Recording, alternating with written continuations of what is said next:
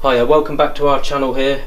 This video today is going to show you how to remove the front trim of an Audi A4 B8.5 bi-xenon headlight. Once you've got the lens off the headlight, you will be greeted with this. There's quite a few screws everywhere on this. It does look daunting, but when you know where all the screws are, it can be quite easy.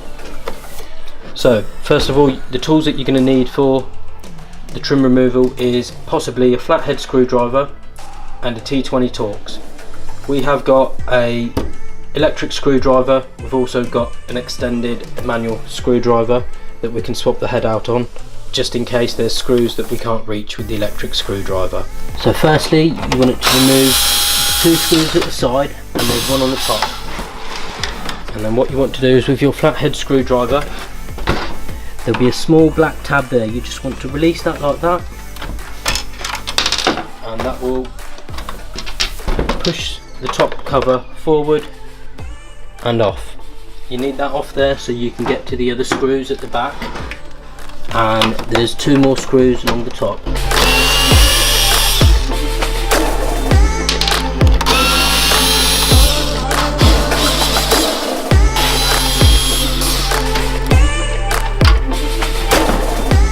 Lastly, there's the hidden screw. The hidden screw is behind there.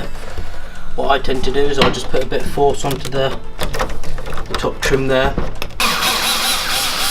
remove that screw.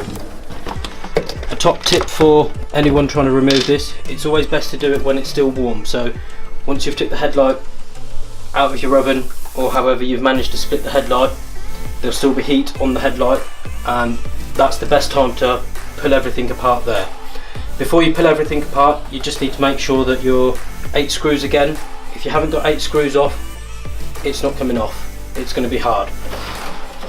Again, what you want to try and do is of where the DRLs are, and it's a case of just pulling. And again, on the inside one, pull it.